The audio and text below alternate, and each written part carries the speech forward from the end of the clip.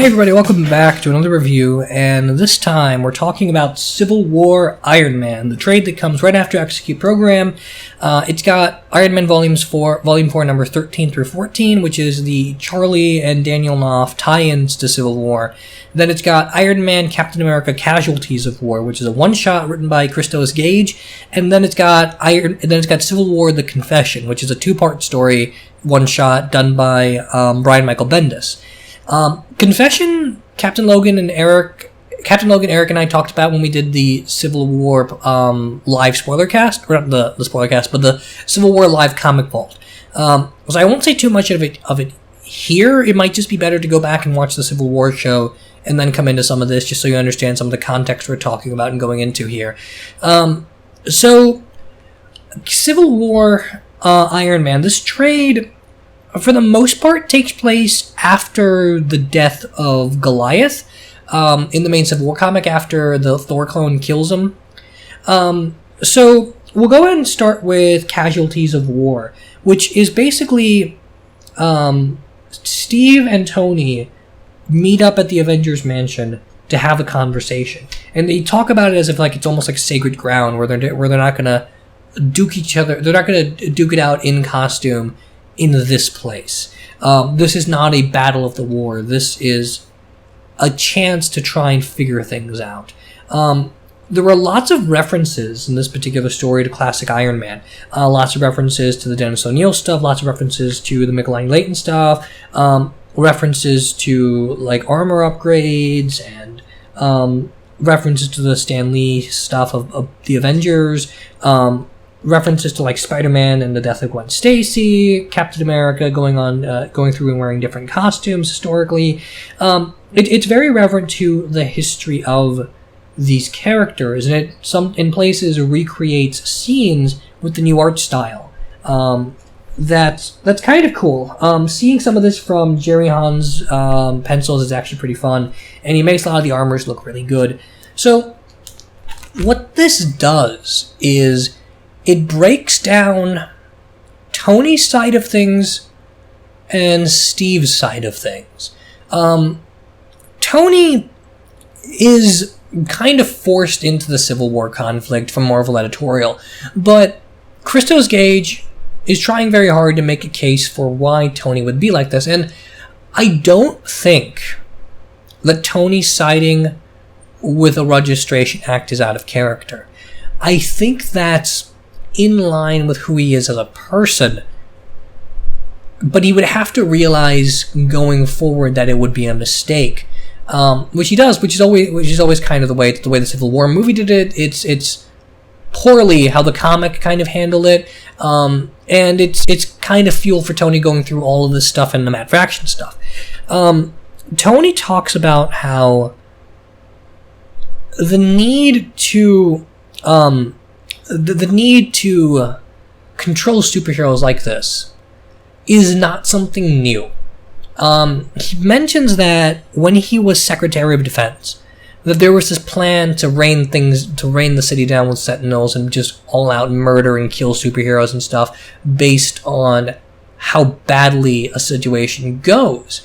And it's kind of interesting to see Tony figure the Registration Act, figure the 50-state superhero initiative is a better way to handle this. How it's the lesser of two evils, and that he's unable to get beyond.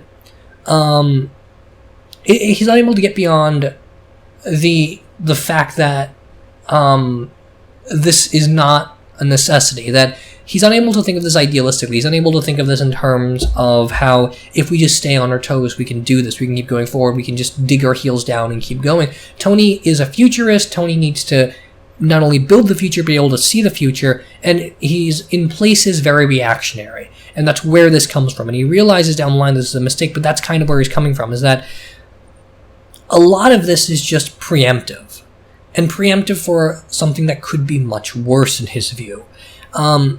And in other places, the way Captain America kind of psychoanalyzes him, he talks about how a lot of this is also because Tony needs to be vindicated. How Tony may do the right thing and work with other people, but it's always with the background thought that I'm doing this because I know it's right. That Tony needs his worldview vindicated at any given point, because the moment it's not is when he's afraid because he failed to predict the future. And I like that. I think that's actually really interesting, that this is, again, a lot like the Civil War movie, where it's Tony's psychology making the decision for him before it's the morality of the act itself. And that is who Tony is as a person. That is partly why he'd buy into the Civil War rhetoric, or the Registration Act rhetoric. I think that's interesting. And then we psychoanalyze the Captain America side of things, and Tony talks about how, regardless of how you feel, Captain America is a symbol for people. Tony says that most of the people on your team, they don't even understand what the Superhero Registration Act is. They don't care. They're doing this because they're your friends. They're doing this because they look up to you. There are kids here involved in this conflict or on your team because they want to grow up and be like you. They don't understand the further ramifications of what we're doing here. And I think that's really interesting. I like that element of political commentary, that the spectrum is so divided, but so few people really know what's going on. It's one thing to be on one side of an issue and actually truly believe this is what should happen, and it's another thing to be there because you're told to be there and not understand this stuff, which is a thing that happens in politics a lot. A lot of people most people are in the respective political party they're in because it's part of their family history, it's part of how their parents viewed things, and they just kind of assume some of that. And so not everyone always has a working knowledge of the ramifications of a particular policy. They're just thinking of it in terms of, this is what my parents believe, this is me regurgitating that. And that's the argument Tony lobs at Steve, saying that your side, some of these guys may understand what they're talking about and doing here, but all of them don't.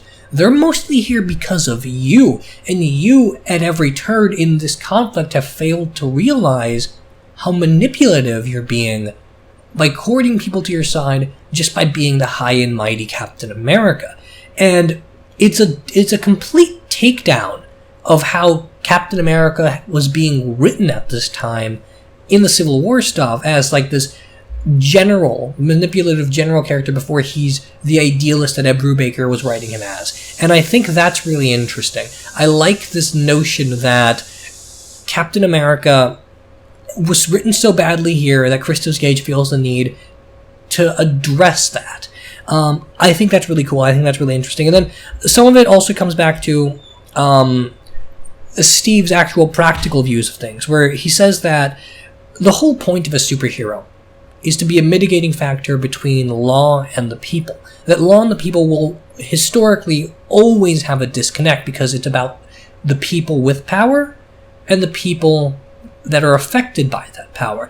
And ideally, there's supposed to be a cycle of the people have power and willingly give it to the government, and then the government is at their mercy at different points. And it's supposed to be this cycle, but it doesn't ideally operate in that way. And so superheroes are there as the bridging point.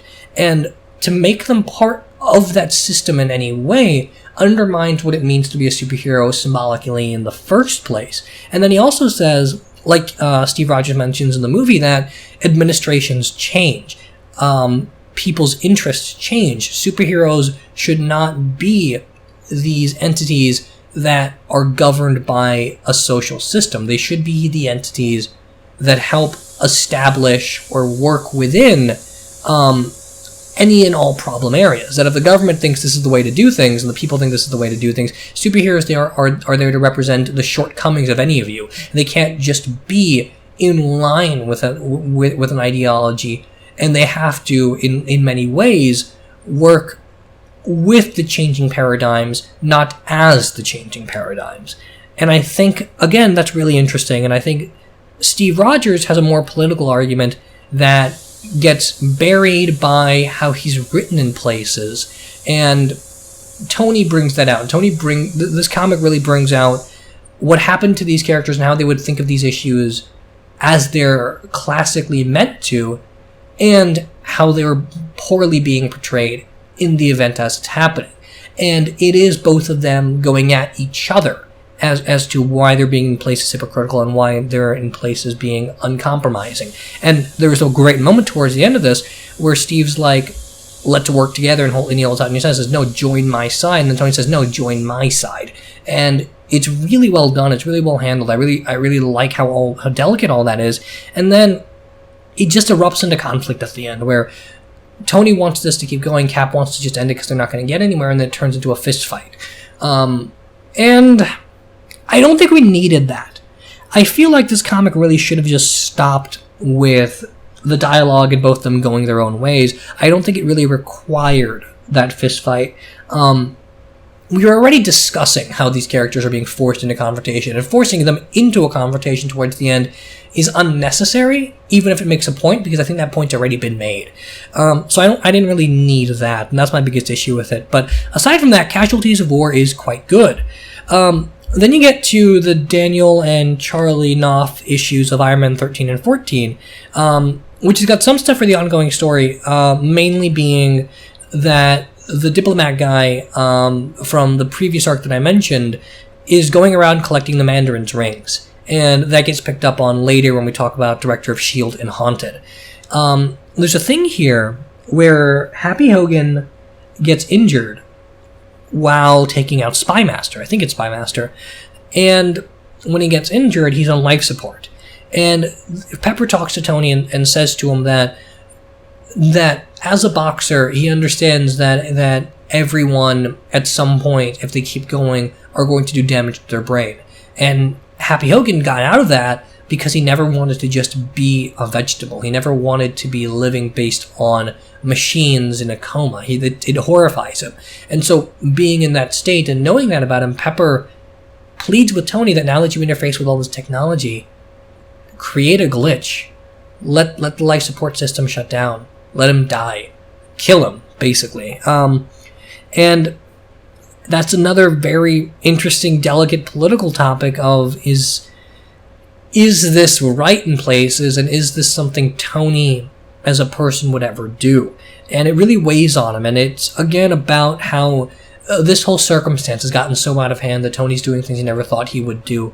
There's another moment here where Tony is talking to Sal Kennedy, and he says that I'm doing certain things because I believe in them and because my psychology is kind of forcing me into it. He understands that in places, it's what he's been through that's leading him to this decision before it's any kind of logical argument on his side. And he's seeing people on both on the right and left latch on to what he's saying for the wrong reasons. And it really frustrates him that he's being boxed into a dichotomy. And I think that's really interesting. I like all of that interesting subtlety. That's never resolved, sadly. And I don't like that. I like the idea of it, but I wish it went somewhere going forward. The Happy Hogan stuff, at the end, Tony basically decides to do it, I think. It's a little bit ambiguous. You cut to Tony sitting in his chair, and then you cut to him... You cut to his thought balloons as Happy Hogan's life support system goes off. And what Tony does as that's happening, what his thought balloons read, are a biblical prayer. And at that point, I think it's really, really trying to convey to you that Tony fulfilled Pepper's wish and killed Happy Hogan. And I don't know how I feel about that. Mostly because I don't think the book does a lot to make an argument for why Tony would do this. My feelings on that issue aside, I need some more of Tony reeling with and giving us his honest view of whether or not that is whether or not that is the right thing to do. And I don't like that he says a prayer. Tony Stark doesn't do that. Tony Stark would never do that. Particularly not the post-extremis Warren Ellis Tony Stark wouldn't do that. I feel like that's really heavy-handed. I feel like that's really just pandering and trying to make this more dramatic than it is. It's exactly like Batwing saying a prayer before he thinks he's about to die in Batman Eternal, where these characters have established religious views, and now you're just undercutting that for whatever dramatic reason, and I don't like that. I really wish that could have been edited out. Sue Storm has been following Tony all the way through this. This is at the point in the story where Sue Storm has left Reed, and she says that Reed idolizes Tony, and that he does whatever he says in the same way Captain America is a symbol for the people on his side. And I don't buy that. Reed and Tony have been on opposite ends of the spectrum a lot of times. Reed doesn't feel subordinate to Tony at all in anything I've read, and so for Sue to say that about Reed and Tony, I think it's just dumb. So this is more problematic than the Casualties of War story, and a lot of it feels very retroactive, that this is not what these writers really wanted to do, and they're trying their best to make it go, and they're trying their best to make it work more. After that, you have Civil War: The Confession, which is basically 2 stories of Captain America being brought in and Tony talking to Captain America after he's died, and Captain America at one point asking him, was it worth it, and Tony at the end of it saying, no, it wasn't, to his dead body. And I don't like the Captain America half of it. This is written by Bendis, by the way. I don't like the Captain America half of it. The Captain America half of it is written just like the Civil War Captain America stuff, where he's talking like a general and not like Captain America, and I don't like that. I think a lot of the Captain America stuff feels overly antagonistic. The Tony stuff of it I really like. The Tony stuff, I love that this is all about Tony finally coming out of this and realizing so much of what happened was in the heat of the moment and he's sorry. But even so, it was his decision, and he's going to own it, and he's going to live with it. And the fact that he cries at the end and says, no, it wasn't worth it, I think it really works by the end. And it's a good symbol for Civil War as a whole, of a dead Captain America and Tony Stark standing over him saying it wasn't worth it. That is kind of the definitive statement on Civil War, I think, in the comics, where after everything that happened to that universe, all the good and the bad, I think having Iron Man stand there and Captain America dead and Tony saying it wasn't worth it is exactly how I would describe Civil War. Again, it's throwing Tony under the bus in places and throwing Captain America under the bus in places, and it opens better than that. Like, the Christos Gage stuff really deals more concretely with some of the good and bad of what's going on there. So Confession's good, but it's not great, and the tie-in stuff to Civil War that by Charlie and Daniel Knopf is good but more problematic, and then Casualties of War I think is legitimately a really good story. So that's Civil War Iron Man, that's that particular trade. When we come back next time, the book's going to be renamed Iron Man Director of S.H.I.E.L.D., and that trade's going to be Iron Man Director of S.H.I.E.L.D. numbers, I want to say 15 through 18. So that's what we're going to talk about next. Thanks everybody for listening. Let me know what you think in the comments, whether you agree or disagree with anything, and I will see you next time.